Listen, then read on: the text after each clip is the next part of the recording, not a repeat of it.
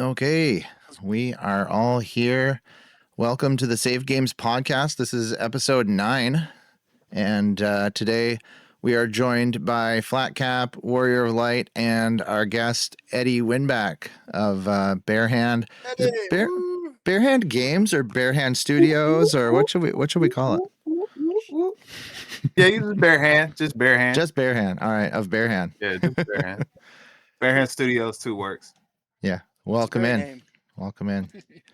Let me just make sure I've got Warriors volume here. I noticed on the last podcast episode I had some volumes were too low, and I ended up having to mess with some audio after the fact. Certainly don't want low audios. If somebody that was me. lets us know we're lower, we can always. It was all me. Bump them. I had bumped people's volumes down because some people were too loud, and then I got it all mixed up. I'm just gonna put everybody at 100% and deal with it later. It's easier than trying to bring it up from too low. Very true. Supersonic. Welcome, Supersonic. Yeah. Hey, All Supersonic, welcome. Yeah, Supersonic was at Reach Conference, Eddie. So you might have met him there. Yeah. The plant-based game. Yeah, Cede. Yes, correct. Yeah, we were definitely there. So that's where I first met Eddie as well. I think Flatcap, you had met him beforehand, with the what do you call that thing? Christian Game Developers Conference. I could never get the letters right. And then also, what was the other Realm Makers Conference? Oh, Realm Makers, nice. Yeah. So they brought those two conferences together last July to put them in the same building. And so if you went to one, you could have access to the other as a joint, go over and check the other one out. Yeah. So Eddie was actually set up in the Realm Makers with his game over there, and they had a booth with several games that you could see demo. And his was one of the ones that was in process of being created that had a lot of interest and a lot of people watching. There were others that were fully playable and ready to go. They had a bunch of kids there, but I think us adults were more interested in Eddie's game and watching that than some of the other ones. Mm-hmm. Yeah. And we had Eddie on Blessing Boat too, so that was in December.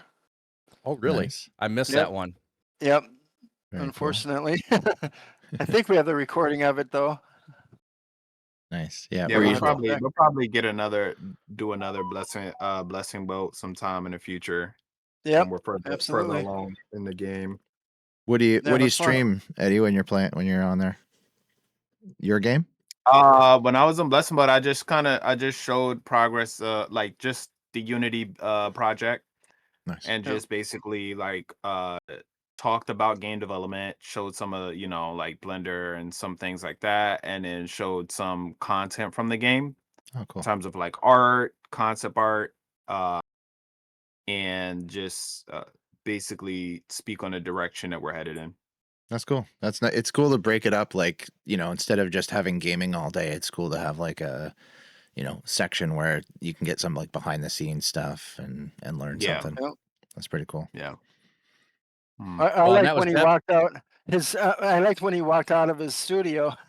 But I think he could probably do that now too. I don't know. Oh yeah, I did that. I forgot I did that. Yeah, I showed the. So I work out of a tiny house studio. So my studio is like everything's here. Like I got my 3 monitors, I got my stream set up, all That's in this little tiny house. So I've always wanted to try something like that, but I don't know. Up here in Canada, I'd be afraid that I'd get out there and like lose my connection. A snowstorm would roll in, and I'd, it wouldn't be good, or that my stuff would get like stolen or something. I'm always like, I don't know. I got all my streaming equipment and my PCs out there. What if somebody just pulls up with a truck and tows away my tiny house?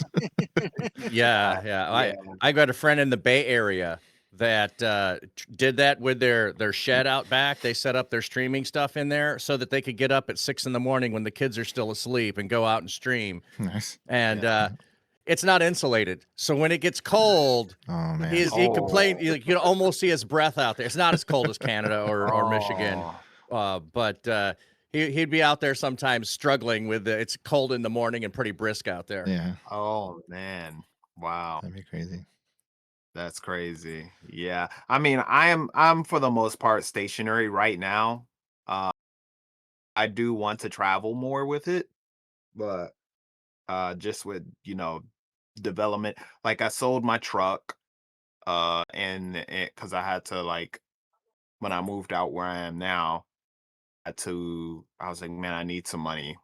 And so I sold it and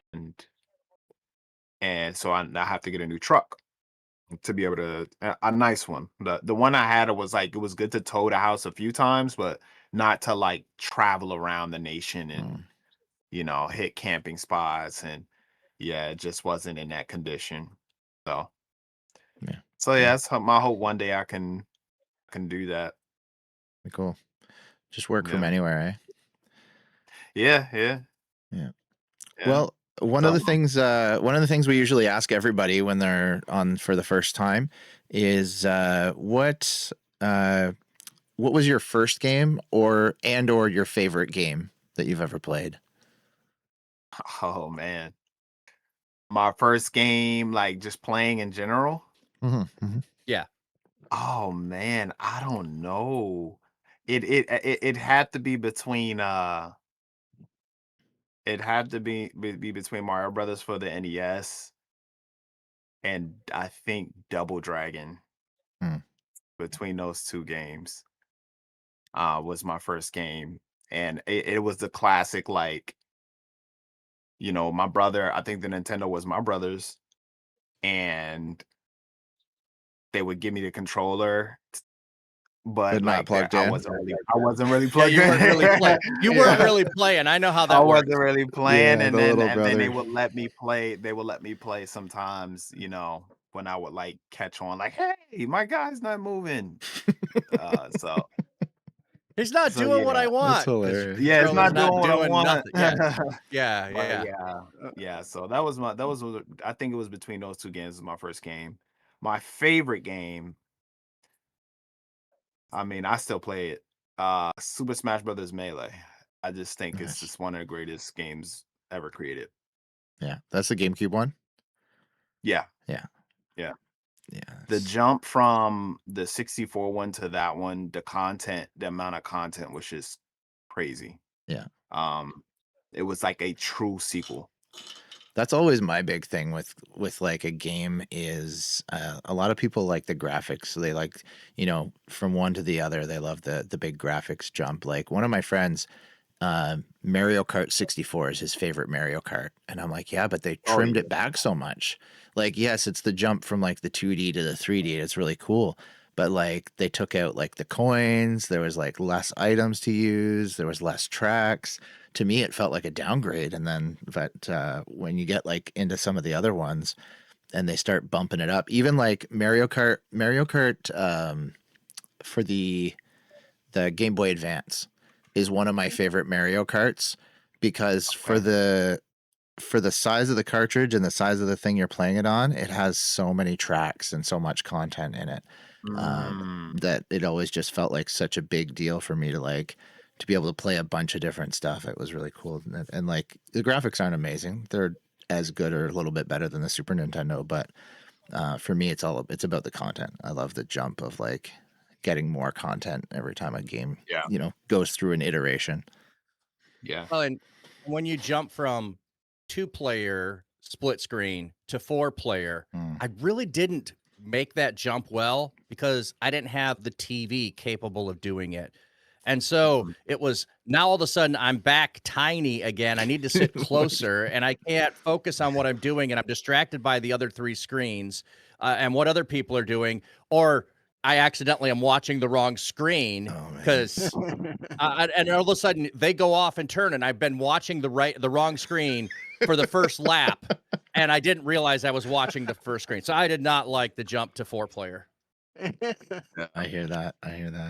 Around that time frame, my wife's family, their TV was still like 19 inches. They had the little tiny 19-inch like CRT. It's like, oh wow, when you get everybody over there trying to watch hockey at the same time, it's like you could barely see anything. Oh yeah. It was funny because I even played a game yesterday that I got from Key Mailer, and it was really interesting because I used to play it on mobile, and it was like a stunt game, where you have a motorcycle and you got to go over all these obstacles, and I love that. And they have actually now a video game of that, and I'm telling you, the graphics, the sound is just absolutely amazing, and they added 400 levels. Oh my goodness! And I only made up to 100. But yeah, but I mean, some of the new, taking something that's old, that's really popular, and putting it as new is so cool. And that's what I like about Eddie's game too, is because he's taken some elements from a lot of the games that have been out there that he's liked, and then basically combining them into and he has a story behind it. I don't know if we're going to talk about that, Eddie, but I really want you to talk about that because I thought it was cool when you said that in Blessing Mode. Yeah, absolutely. Dive in. I didn't want to take over. I'm sorry. No, go for it. I assume like when I look at it, I see like a PlayStation 1 like heavily inspired, like it reminds me of like Crash Bandicoot, Spyro, all those like platformer type games. PS1 era was, I got to show you guys something now that you're saying that. Because I went and got this over the past weekend because I said I have to. So we've been doing some revamping on the game and confirming what the game is going to be inspired by.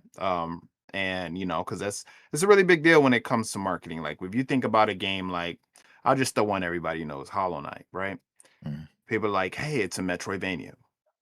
So it's like, oh, it's like Metroid, it's like Castlevania, and then it's got this bug world, So I'm like, all right, I need to really solidify what that is for us. So I went and bought. Dun dun dun dun dun. Somebody's got to have music. We can hear it. I went and bought. Oh, nice. A PlayStation 1 because my PS1, I think this part broke, this thing broke off, and something else happened to it. But I said, you know what? I need to go get PlayStation 1. Oh, you got the PS1, the little one. That's my wife's actually. Yeah. Wow. Yeah. So I went and got this, and then I have. Should I show this to you guys? You know what? This will be the first place I show this and announce this. So I'll go ahead and show you. We got another exclusive. So I still have the Pong if you guys want to see that. So one of my favorite game series playing as a kid was this game. Oh man, I never played much of the second one, but the first one was top, definitely in my top like 10 favorite games ever. They're so good. Yeah. So I asked myself, I said, kid self, I had a conversation with Kid Eddie, and I was like, what do you want to play, man? Like, if I can make anything for you right now, what do you want to play? And he was like, oh, I want to play. They haven't come out with another Mega Man Legends, so I want to play that. I said, all right, I got you.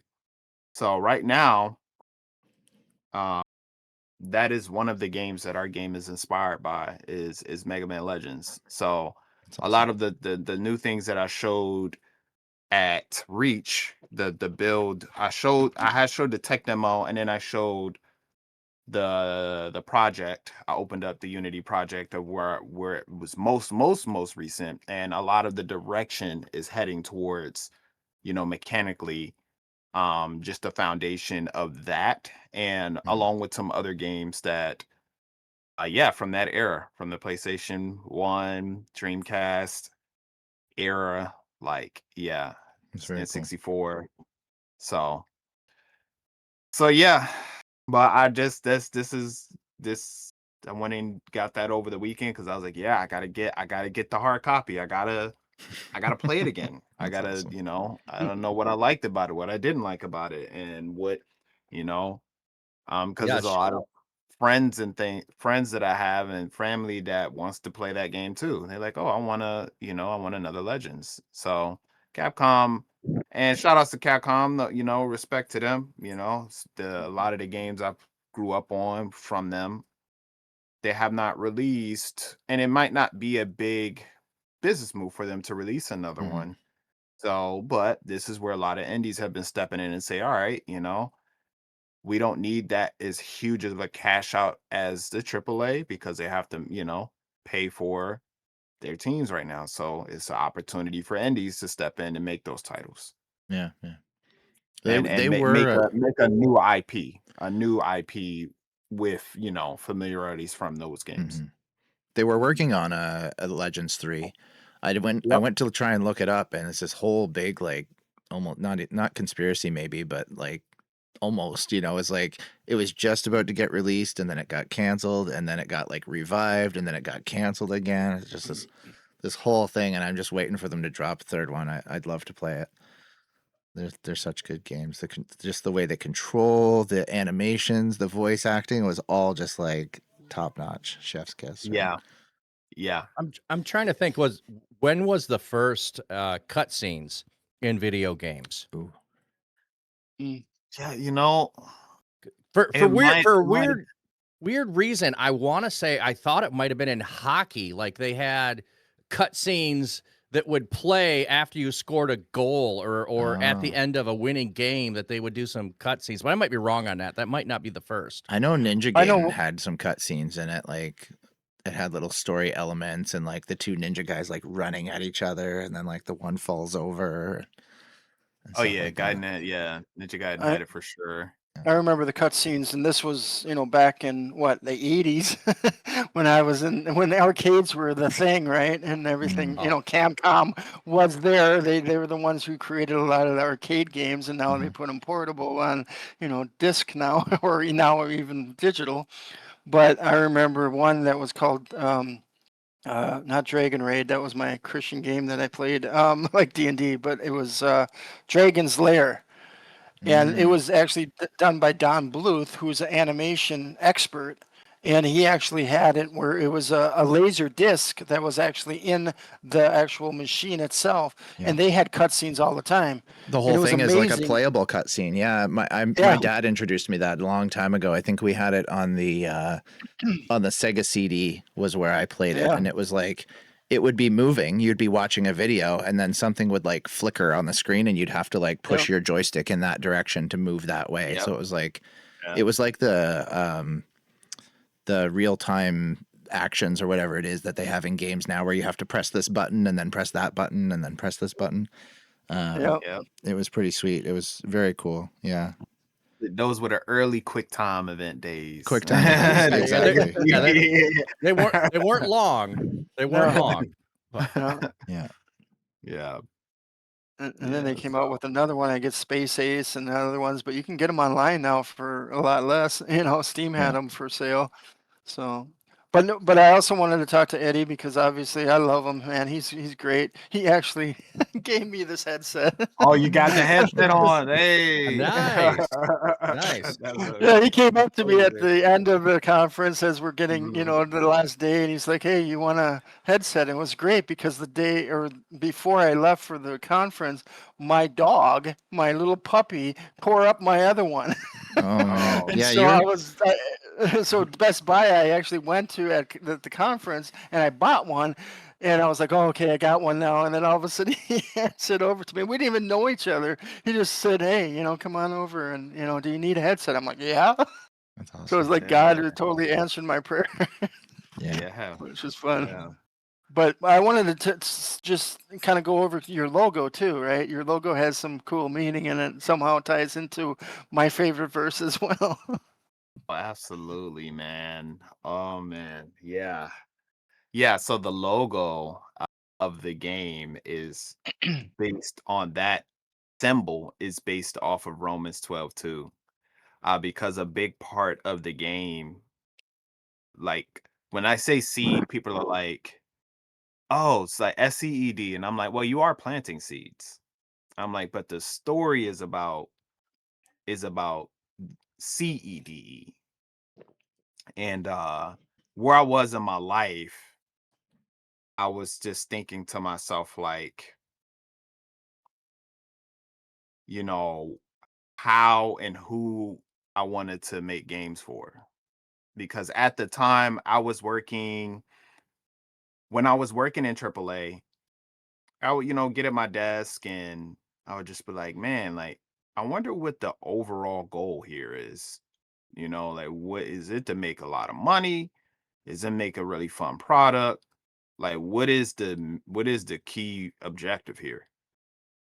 And at this time, I had just moved to Massachusetts, and the church I got into, I was like really heavily involved. And I just started more and more thinking to myself, like, man, I really want to make something that glorifies him. I really want to make something that serves the way he want me to. And so this isn't like in all AAA studios, but a lot of the time,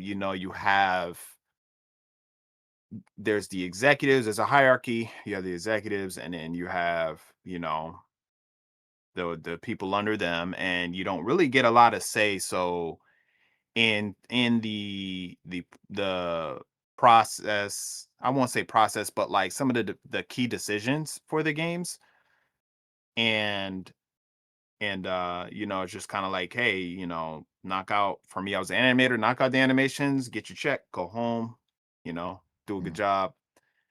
So the symbol it was related to that hierarchy structure, um where uh and it was related to the hierarchy structure, and it was also related to just conforming and like make just doing what everybody else is doing. At the time, we were making a game that everybody else was doing, Mm.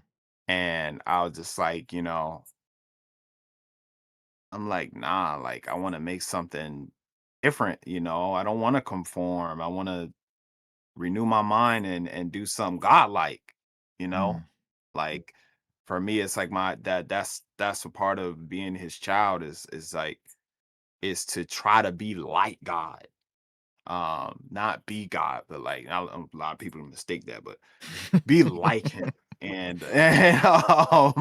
because we're made in his image. And Yeah. that logo comes from that. I was just like, what can we do action wise that everybody has not done yet, that that will really stand out? And also, how can we tell a story and create an experience that will make people question certain things in games?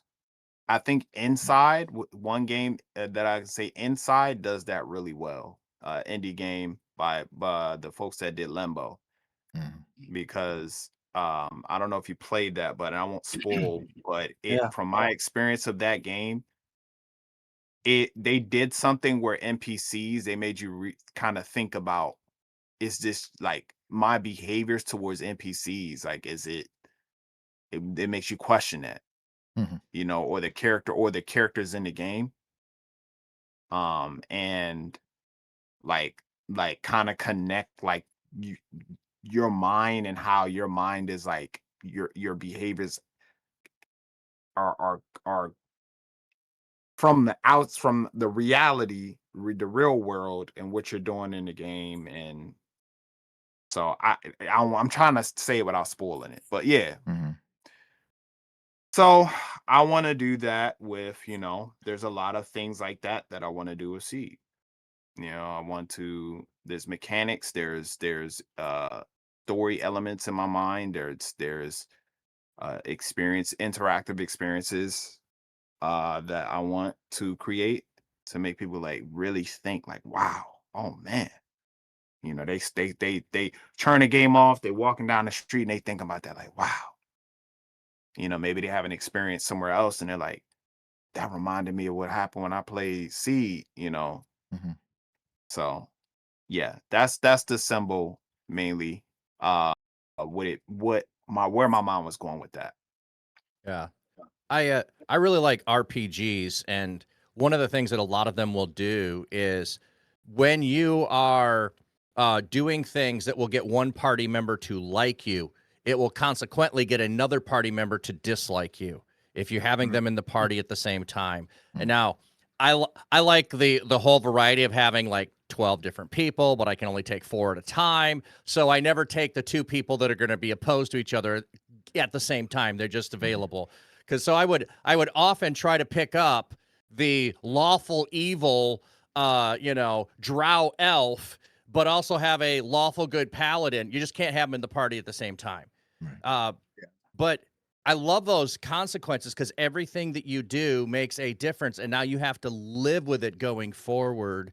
I know you're not doing that style of game, but I'm just kind of relating to I want real consequences in the game for real decisions I have. Otherwise, I'm just hitting reset and starting over because it didn't make any difference. Yeah. Yeah. Yeah.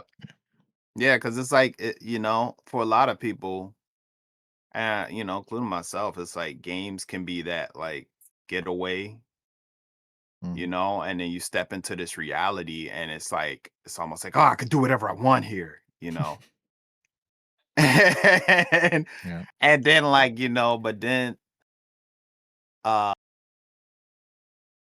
depending on the game, you're like, oh wow, I should not have like said this to this character, or I should not have like went down this place, or even I forget who was talking about this. They were saying like, I think it was the Spelunky guys.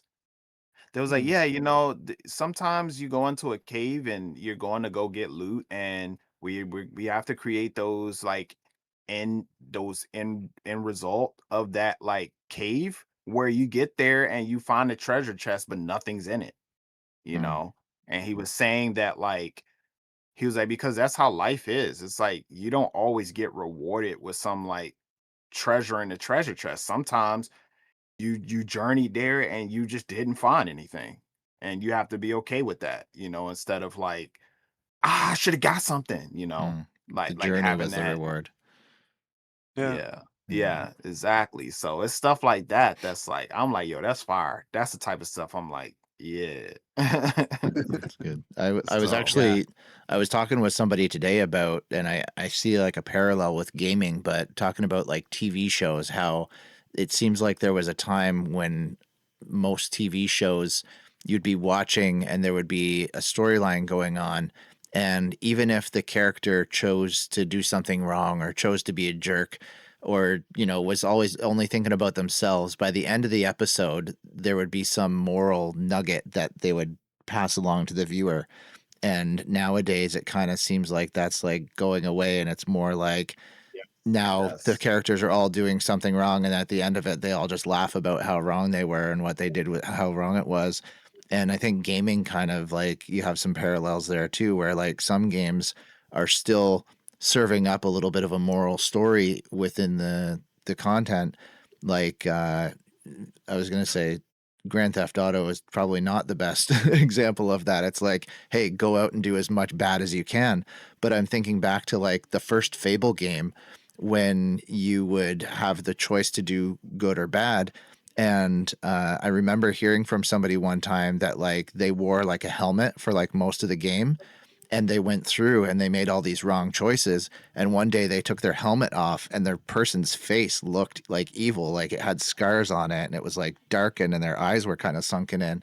And I was like, they're like, those just a little nugget of like, hey, you made some bad choices, now look at yourself. Like I think that's kind of yeah, neat. And it's that's cool. interesting to see when games choose to still kind of make you look in the mirror a little bit about your choices and your decisions, right? Instead of just Yeah, like, here, yeah, have some fun going around driving over people and shooting people. yeah, yeah, for sure. And when you were saying that, I automatically thought of Darth Vader. Mm. He had the black helmet on.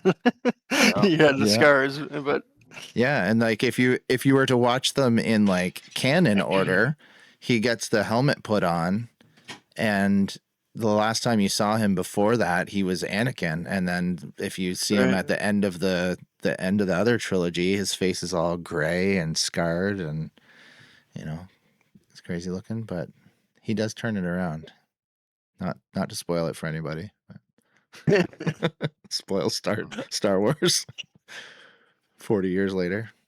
How long has it been out? Oh I no, don't know. The new one's like coming out though 70s, right? with Mandalorian. Yeah. Is there a The Mandalorian movie? 70, yeah. Oh, I beautiful. just saw the preview of it. We went to see the one with Chris Pratt. I can't remember the name of it now. Mercy. You guys got to see that one. That was really wild. Talk about choices. Yeah. Talk about being framed by AI. All about AI. Yeah, it's crazy. Mhm. Interesting concept for a movie. Yep. I was curious to hear Eddie about I was thinking about it earlier today, and I was like, how would I word this question? But you kind of already broached it. So like you said, you've worked for some AAA studios. What's like one of the biggest like day-to-day things for you that's different between working at like a AAA and then working for yourself or working in a smaller company and a Christian company? Or rather, are you guys all Christian? Is your company is BareHand a Christian organization, or are you Christian within it? So yeah, we are faith-based. Hmm.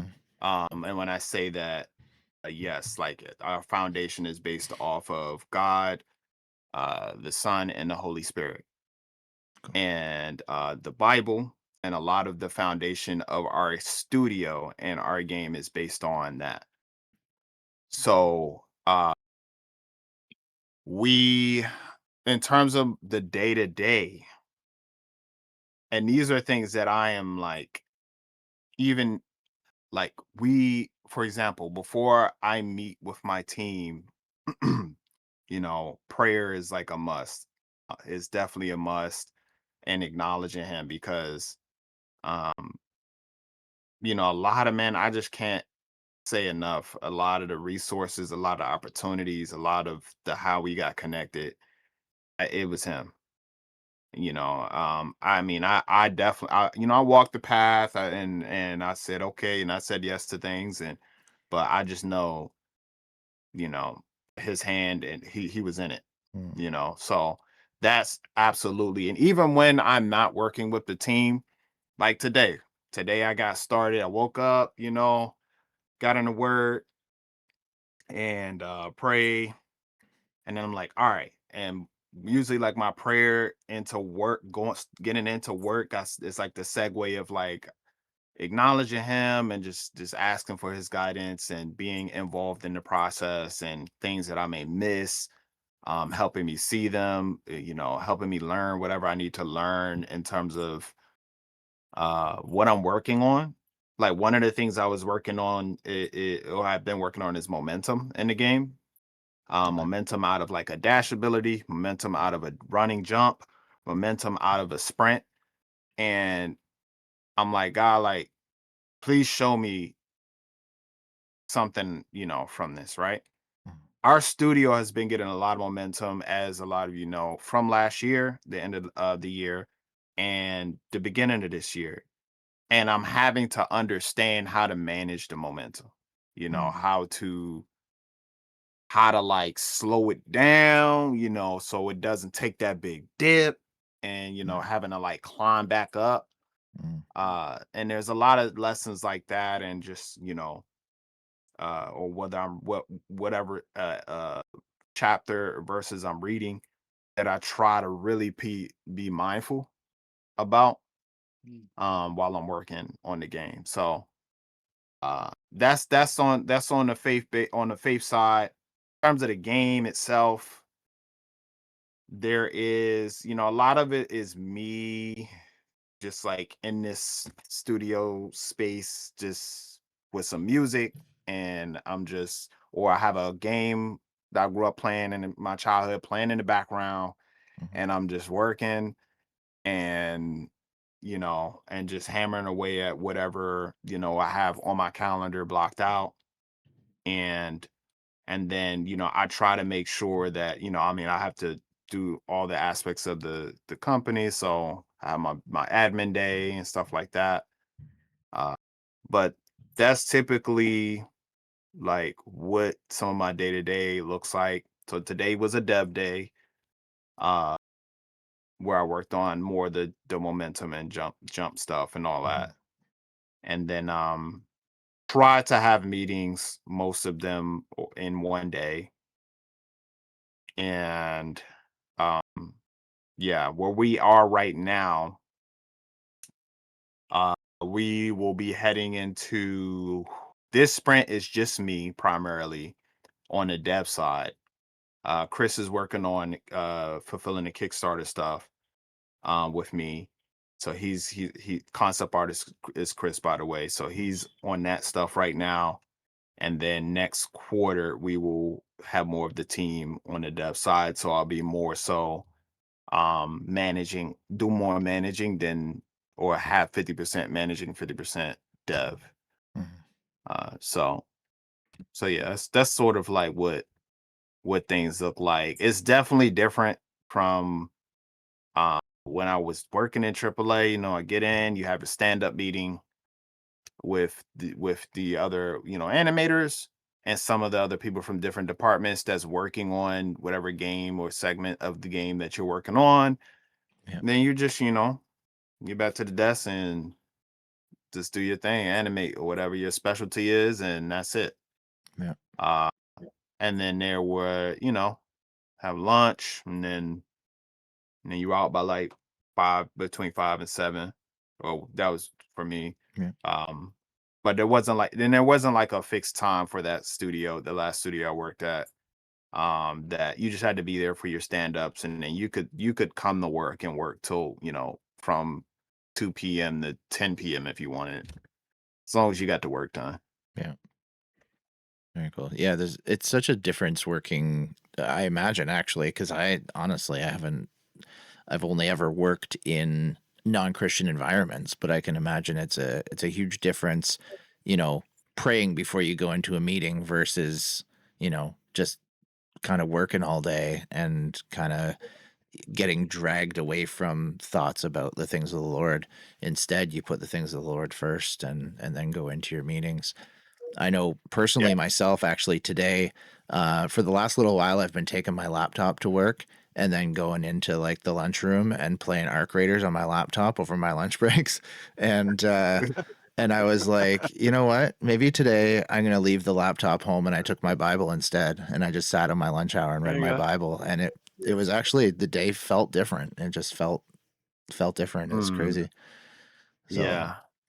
it's different Well, when Yeah. you Yeah. put that stuff in even place, working right? in Christian spaces, you don't always have a focus on prayer or scripture. Even Mm, if you begin with scripture and prayer, doesn't mean people are focused on it. They mm, just be going, all right, we're going to go do this, say the prayer, read the passage. All right, now let's get to the tasks. mm. We did that as a task. Right. So, Checklist. Yeah. it's like you just get into the rote of it and you're not focused and thinking through and processing through it. So I always love, shaking up how you do things to refocus on and not just go through the motions of the stuff that you're doing. So, because it's Yeah. just so easy, like you become in the pattern, the habit of it.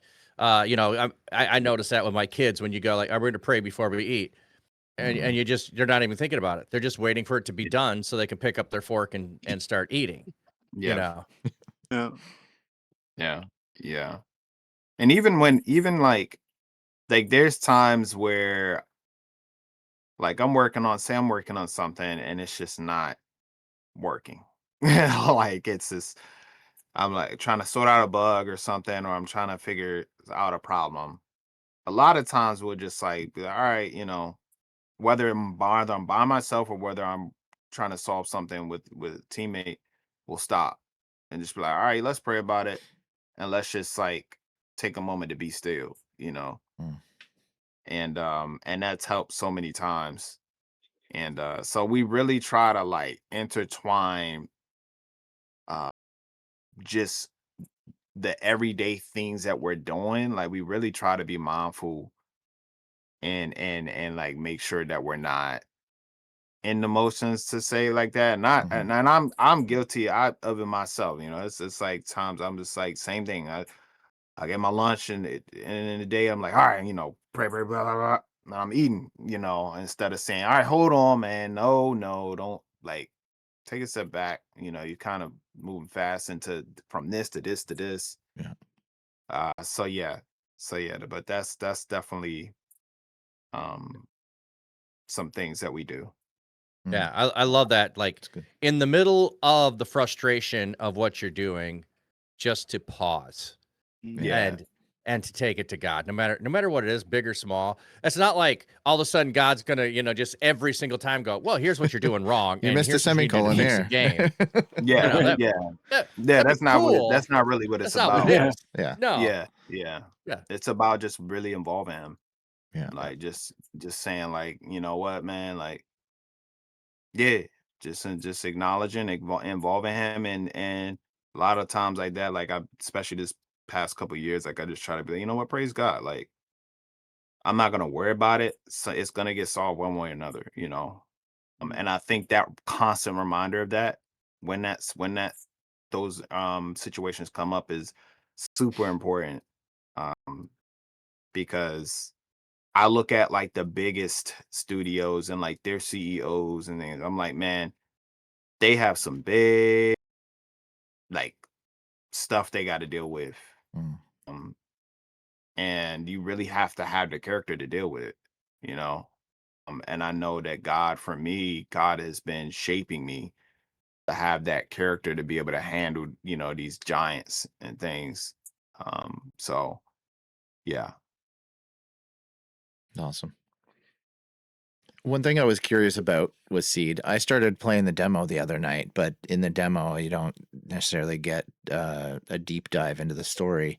Um, is it does it have any kind of faith message or a moral message to it, or is it just kind of for fun, made by a faith-based company?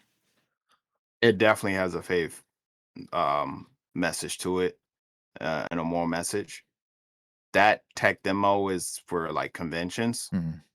And with the time that we had to get that together, you know, we weren't able to create an experience that communicated that in a way that you know, uh, I like to say our approach is to create something that, you know, of mainstream quality Mhm. while basically it also being like a parable, Mhm. you Mhm. know, because like Yeshua, like it's like one of the reasons he spoke in parables a lot because it was just like when you think about the audiences and the people that he was talking to, he had to make sure they understood it from stuff they was already dealing with Yeah. and living in that time. That's why he used farming a lot. Mm. Um and some of his parables. So want to do it in that way because definitely want to share our faith and you know Yeah. not feel like it's forceful onto people to where they feel like it's Mhm. open arms and they want to receive it. Yeah. From my experience from college, uh, after college, most individuals that well, not I don't want to say most, a lot of individuals that I have met, um, when it comes to like our faith, like it's like someone like spat in their cereal or something. Like it's just like I don't want to, you know, so much resistance, you Yeah. know, and I believe that whatever households or experiences that they had, it was just the way they experienced it. Mm. And if they experienced it in a different light, that they would see it differently in a different perspective. So, yeah. Can I kind of give my thoughts as I view it? Because I've seen you, in July, and then I saw you again in Reach, and to me, there's this difference between light and darkness that is ongoing, and there is spreading goodness that is happening, and there are forces that are trying to counter the spread of goodness. And so there's definitely this element of light versus darkness that is there, and you have life that is being created or life that they're trying to destroy. And so to me, I see terraforming of creation happening, but it's this really loose interpretation that's super creative, that all we're doing is looking at God gave the command to be fruitful and multiply. You are trying to be fruitful and multiply. That's the goal of the game. And the forces of evil are trying to stop you from being fruitful and multiplying. So there's my take on seeing it. I don't know how much that resonates or connects with your original idea, Eddie, but that's, as I've watched it, that's what my brain is picking up on from what I've seen in the conversations we've had also before. Yeah, absolutely. The gameplay itself, aside from like cutscenes and things like that, the gameplay itself is supposed to be that creation versus destruction. Life versus life, or life or death, life versus death. And that's, we want to create more interactions and experiences that pushes that further. But at the base, yes, that is like what the core gameplay, like, we have in mind, and what we had in mind, and want to expand on. So yeah. And sometimes, like you're talking about with the parable, all you need is that seed of the idea, and then it means something to the player. And each player, it might mean something different that they take away from it. They resonate with different parts of the game, different characters, different flowers that are created within there, different whatever that they're going to hone in because of personality or because of beauty or aesthetic or the beauty that you create in gameplay that they're just going to resonate with. Yeah. Yeah, absolutely. And we've had a lot of people at like PAX and conventions, they come up to us and they would say that, like, wow, I really like this take on life and death, like creation and like destruction. Like, I really like this take, and I'd like to see more content around it, and what you do with it. So yeah, we definitely have had people come up to us with that. Very So cool. we know it. We know we're like, okay, we're on the right path. We just gotta, we just gotta Yeah. be consistent and iterate on it. Yeah. And then have the surprises that everybody gets mad about because you gotta. Yeah. Fix Yeah. this bug. Or- Fix this bug. No, Gamers I are didn't so mean. demanding. I didn't Yeah. mean bug wise. Oh, I meant okay. I meant the story plot. That's like, I just did all this work and I just did all of this, and now I have to overcome something greater than I actually expected to overcome. That's what I mean. Yeah. That, when Yeah. your faith gets challenged, kind of a thing. Is this game worth it to finish? Is it? That's what I'm saying. Okay. Growing up, I always hated those games where like you'd be playing and you'd like amass this like inventory of cool things and all these powers, and then you'd have like a level where it would just like take all of that away and you're like back to like step zero, and I'm like, and as I've gotten older, I've grown to kind of appreciate those a little bit more. Like in Breath of the Wild, you had the shrines where you'd go in and then you'd just be Link with like a stick and you'd have to defeat all these enemies with just a stick. I was like, okay, I'm kind of behind this now, but Yeah. they could be frustrating too. Yeah. It's it's like when Christ said, he sent the disciples out and he was like, don't take anything with you. Just don't take no food, don't take no money. Yeah. That's what that reminds me of, and it really shows you like, oh yeah, see, your equipment and all this stuff ain't carrying you. You actually good at the game. Oh, okay. I have no problem with the like that. equipment carrying me. I'm just saying. I have no problem with that.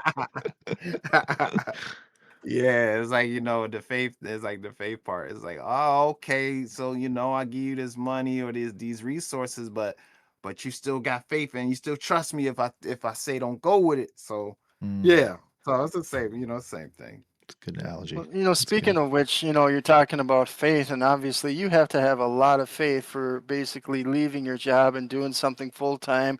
I mean, I always think about how do you even get paid doing what you're doing, or how do you pay other people that are working on the project for you? Are they all, you know, bootstrapping it, or do you guys have multiple jobs just to be able to pay for some of those things? Man, I gotta tell you. I gotta tell you, man. And this part is like for a lot of people that want to start a studio, I have to say, like, that's gotta be one of the things that you have to accept early. Is like, look, you probably not gonna be able to pay yourself. You're not gonna, you see, money for a while. You might have to live a certain way for a time. And it was hard. Like when I first started this, uh, I was coming off of the layoff, and I had like a little, I had probably like $200, and that money had to go towards like food and rent or whatever else where I was living at.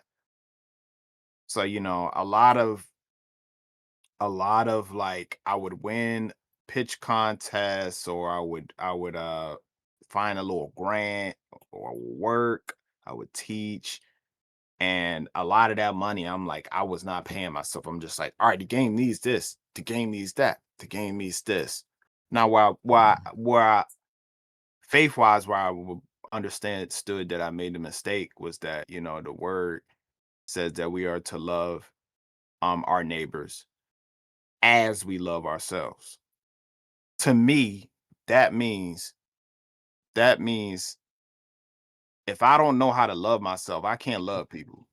If I don't know how to do that, if I don't know how to like treat myself and love myself, then I'm not gonna, yeah, I'm just not gonna know how to like Mm-hmm. do that properly. I'll probably know to some extent, but but but yeah. And the reason why I share that is because I'll share a little story. I had a decision where I had some money and I had a tooth that I needed to get a root canal done for. Mm. Now, what did I do in that situation? I put it towards the game. I said, if I said, tooth, please, if you could just hold off, let me try to get a publisher or an investor, then I could get us insurance, all that. Like, just hold out a little longer. You know what happened to that tooth? Gone. That tooth I have, one of my molars, gone. And I talked to the Lord about that. I was just like, I look back on it, and the Bible has so much instruction about health, about taking care of your body, the body being the temple of the Holy Spirit, all that, the body being the temple of the Spirit. And I said, man, I won't do that again. I have to, if I'm dead, I can't lead no team. I can't, Yep. if I'm hurting, I can't show up and serve the community. I Mhm. can't do that. So I'll say the thing that I would change if I had to start all over is to make sure that I was doing that off the jump. But yeah, it regardless, it's a sacrifice, and finally, right now, like there's things in place to where I'm able to pay more to my teammates, and get the game out, and pay for what the game needs while simultaneously taking care of myself. Mm. And it took a long time to get to that. And even then still, I'm being very like conservative with resources right now, because it's self-funded. So it's like you look at you look at examples of some Kickstarters of games, of big games like Hollow Knight, for example. They publicly did a Kickstarter, right? You look at the Kickstarters, what I think like $40,000. You know, they that with that money, like really having to like say, okay, how can we finish this with this? what do we have resource wise and things like? Mhm. It's not like a AAA studio or something where you got a double-digit $1 million budget and you just can pay for whatever you know. Like it really is a lot of the trust and faith part. That's where that comes in, and then like managing the resources that he gives you, and then saying, how do we multiply this? You know, like the talents. Like, how do we not just like store this away? How do we take this $40,000 or whatever God has given, and how do we multiply with this? Like, if Mhm. this all we had, how do we do that? So yeah, that's on the like financial side and like the step process for that. Um, I think the last thing I'll say about that is you have to be willing to work and not get a check like Yeah. at the beginning. Mhm. Have to be willing to. And for me personally, I purposely did not get married yet or have children because I said it wouldn't be fair to them because of how much this is taking me. It wouldn't be fair to them if I did that. Mm. Because if I tried to do that simultaneously, I'm like, they're not gonna get me, you know, because I'm gonna be so like trying to like complete this mission or task. So I knew that starting too, you know, I was just like, all right, you know, this part has to wait. Um, unless God sent somebody and he was like, I need you and this person to be like teaming up right now. Um, it has not happened like that. And so, but I intentionally, yeah, that's so those are some decisions. Even this house I'm in right now, that was a decision. That was a financial decision I made to complete this. I said, okay, I'm not going to get an apartment. Right. You know, I like I have to get this house, and it has to cost this much. It can't cost any more than that, and I have to be able to live in this thing without a crazy rent until this thing is done. Yeah. Thanks for sharing, man. That's great because Mhm. I don't think a lot of people realize how much effort and sacrifice it takes to create video games. Because us video gamers, we don't like something, then we complain about it, and I'm like, do you know what it took just to get to this level Mhm. of making a video game? You know, so I appreciate you sharing that. Yeah. Yeah. And just Yeah. thinking about the 40 grand you were talking about for like Hollow Knight, it's like by the world standards, it's like that's not even like one person's salary, right? Like It's not. It's not. and That's not one person's salary but at for the the same amount of work that they do on that thing. oh, yeah. They're doing 20 salaries. Yeah. Yeah, at least. But at the same time, when if you look at it through, I'm reminded by I love the song in The Prince of Egypt, look at your life through heaven's eyes. And it's like if you look at that 40K through God's eyes, what he could do with it is amazing, right? Right. Like Yeah. how he can multiply it, like you said. And Yep. but at the same time, it's put him first and think about things the way he wants you to think about them and not through the way the world thinks about them, right? Yeah. Yeah. Yeah. But yeah, 100 we grand. go through hard Well, and seasons sometimes with that.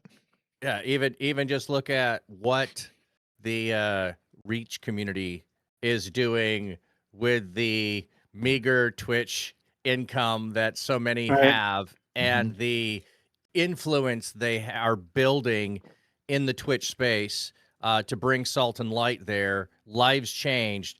Like if we just had one church's budget Right. to Right. spread throughout Reach with all the people that are like, good grief, like the amount of hours we could multiply with what God is already up to in the midst of it.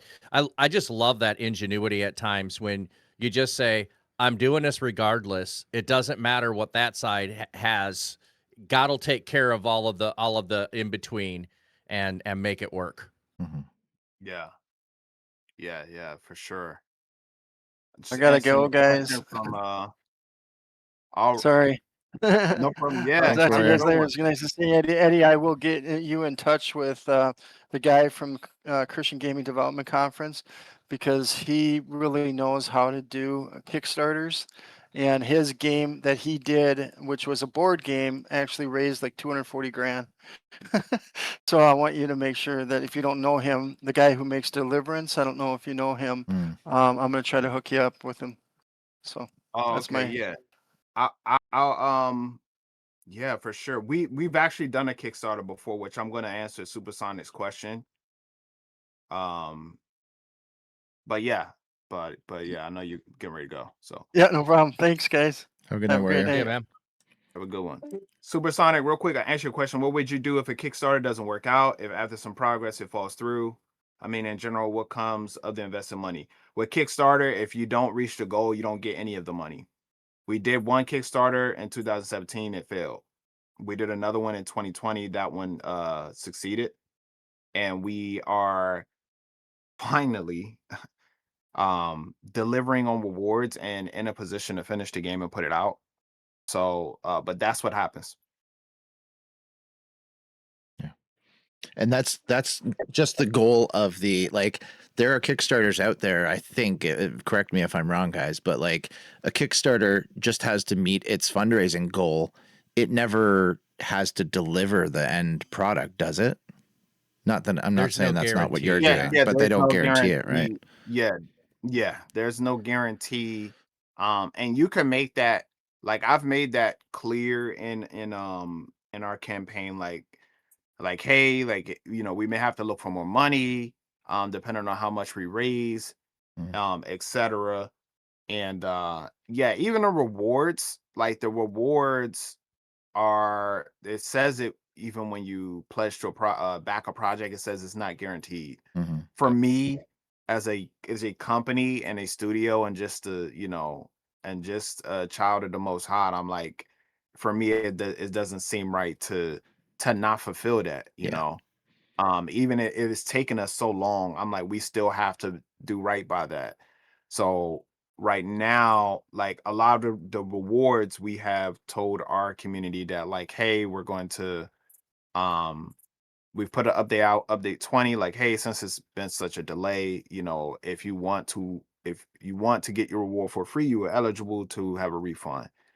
And then for our delay, and um yeah, but you don't have to do that, but yeah, that's what we're doing. And in terms of how the process, if you don't Supersonic, if the project does not um make it to the goal, they don't charge anyone's card. Kickstarter doesn't charge anyone. They only charge when the campaign's over and it has met the goal. So none of the money has gotten taken out from anyone's account. Yep. And once the money is taken, if the project never happens, like you spent 40,000 and you were way over optimistic and thought you could do it for 40, and it took 400,000, so you could never finish it. Everybody lost all their money. It never ended up with the game. Everybody that invested the 40,000 is just out of money. They hoped it would work. It didn't work. And like you're saying, you absolutely want to refund and do with stuff. But if the money was spent, there's nothing to return. If there's no finished product, there may not be anything to give. So that's it. That's the worst case scenario, Supersonic, but it can happen. I've invested in Kickstarter projects before, movies and games. And at this point, the game isn't finished, so I'm waiting to see will the game get finished. And I think I got promised a couple of copies of the game and some other stuff, whatever that ends up being. It's like, so basically I'm just prepaying for the copy of the game is how I viewed it. The movie did really well, but I haven't seen a penny off of the movie. So it's how any investment works. Even outside of Kickstarter, you invest in something and it can fail. And I hope that the majority of people are like yourself, Eddie, who like they're taking the money and they're working on the thing, and the money's going towards the thing, not just going into somebody's bank account for a rainy day for themselves. It's if it gets spent and can't be returned, hopefully it was spent on the project, and then I would feel the same way you said. Like if I promised something and it didn't work out, I would still want to give something or return their money, or release the game mostly finished or something. Just give people something for what they gave, you know what I mean? doesn't the world doesn't always work out like that, unfortunately, but it's always, I always like to pretend it does sometimes. Yeah. Yep. Yeah, Yep. that's So definitely a piece of integrity there to try to deliver on what you promised.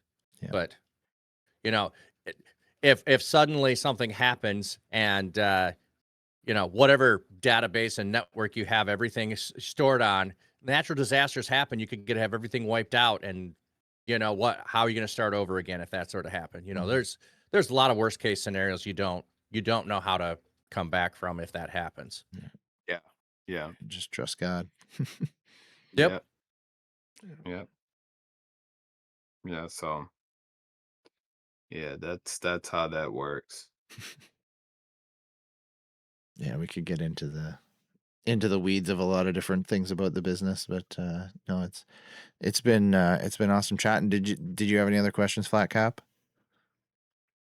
No, I just kind of, I guess the only thing is like as you're looking through the year, what are some big milestones you're hoping to be able to work on? And you're talking about momentum there and figuring some things out with momentum. Are there some big milestones that you're looking forward to this year of trying to accomplish with the game and to have more things out for people to see? Or are you close to thinking of a release date or any of those kinds of things? So the biggest milestone is like a chapter 1, episode 1 of the game out. It'll have it'll have the core gameplay loop and core experience in terms of like, there's things that's not in the tech demo, like the hub area, where players will be able to go back to. There's a lot of like this content that's not in yet. There's a lot of things like gameplay mechanics, abilities, things like that is not in there yet. And then also it's a co-op game. So um these are all things that within that first initial release that we hope to get and people really see the core loop of the game. Like what will they be doing the whole game? Um the tech demo is just to demonstrate the core mechanic. Say, hey, Yep. have you ever seen a game where you do this? Terraform. Yep. Turn a creature into defeat a creature or use your abilities to create, you know, these environment changer assets Mhm. and build the environment around you. So yeah. Yeah. So that's the biggest milestone. Everything within that. And I think for me too, I'd say a really huge one for myself personally is I really want to do better with just managing the community part, like our Discord, Mhm. YouTube, email blast, and really involving the community in the process because that's I really do value that, you know, and it's just so challenging doing the dev because making games is so hard as it is. So Mhm. it's like it's challenging, like being zoned in on that, and then saying, "All right, I gotta like turn that off Yeah. and be in like community mode." And I've been Mhm. having trouble balancing that. I feel So that. I feel that yeah, with running the stream and having the Discord and having social media to try and post videos on social media and then try to yeah, create channels on Discord and manage who has access and all these different things and then the podcast here on the side and various things. It can be difficult to be like, okay, what do I focus on next? Where do I put that yeah, energy? Well, yep, and in some ways though, when you're developing community, you need to find those people of peace. Mhm. That's what, when Paul talks about or Jesus talks about going into and spreading the gospel, and you find that person of peace and you go into their house and you stay in their house and you Mhm. do all of your work from there. Like you take that into the digital realm, and it's that person that's just super excited about everything you're doing. They want to enjoy everything that you're doing and be in the community. So you Yeah. give them ownership and permission to take that piece forward. And so Yeah. it doesn't have to land on your shoulders. Now, it's not always easy to find that person of peace. No. Yeah. But when you find a person that's like no, let me run this for you. Let me do this for you. Let me be the biggest, so maybe they have the right time and questions to ask you and you engage them, but they're the ones asking you the questions so you can answer. They're the ones doing all the community ownership of it. And Yeah. then that gives you more freedom to do the development. I know that's the idea, and we try to do that with the church digital, and we try to do that in Reach. But yeah, there's still at times where it sometimes feels like everything falls on your shoulders as the one with the vision for everything. Yeah. Yeah. No, I appreciate that.